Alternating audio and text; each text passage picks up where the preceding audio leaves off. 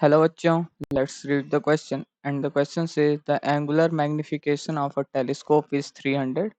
What should be the diameter of the objective if our eyepiece at the eye ring are just able to collect all the light refracted from the objective? Take diameter of pupil of eye is equal to 3 mm. तो basically इस question को solve करने के लिए जो की concepts use होंगे वो हम लोग देख लेते हैं। तो की कॉन्सेप्ट्स की कॉन्सेप्ट्स अगर देखें तो इस क्वेश्चन को सॉल्व करने के लिए एक सिंपली फॉर्मूला हम जानते हैं कि magnification m is equal to मतलब कि diameter of objective capital D upon small D.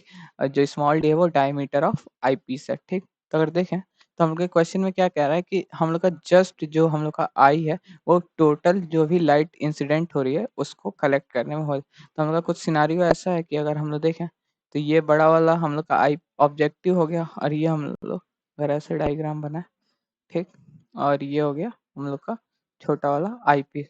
तो कुछ ऐसा सिनारियो है कि ये जो भी यहाँ पे लाइट्स इंसिडेंट हो रही हैं वो कन्वर्ज होंगी। तो ये जो जा रही हैं डॉटेड अगर देखें तो ये लाइट इधर से आ रही हैं, इधर ये कन्वर्ज हो रही हैं और ये हम लोग का आईपीस है, इस पे गिर रही हैं। तो जस्ट हम लोग इसको करेक्ट करते ये जो होगा वो हम लोग का स्मॉल डी हो जाएगा और इसका जो डायमीटर हो जाएगा वो कैपिटल डी हो जाएगा। ठीक, तब हम लोग से यही पूछा है कि जो कैपिटल डी है वो क्या होगा, स्मॉल डी गिवन हम लोग के पास 3 mm, क्योंकि जस्ट टेक द डायमीटर मतलब कि जो हम लोग का आई पीस है वो डायमीटर के इक्वल है। तो अगर देखें तो हम लोग के पास गिवन क्या डाटा है, इससे अब इस क्वेश्चन को सॉल्व कर लें। तो हम लोग के पास गिवन क्या है, given is equal to small D is equal to 3 mm है।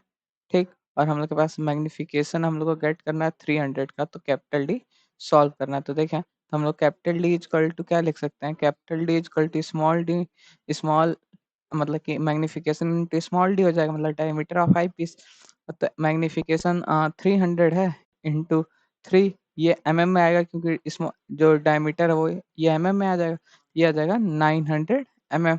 तो अगर इसको ये mm में आ जाएगा डायमीटर ऑफ ऑब्जेक्टिव। तो अगर देखें तो हम लोग अगर इसको सेंटीमीटर में लिख लें तो डायमीटर इज इक्वल टू या तो 9 सेंटीमीटर लिख सकते हैं, या तो अगर इसको 90 सेंटीमीटर लिख सकते हैं।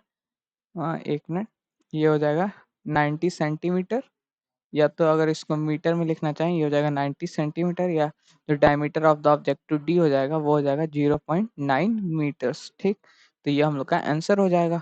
So the final answer is 0.9 meter. Hope you understand it well. All the best. Thank you.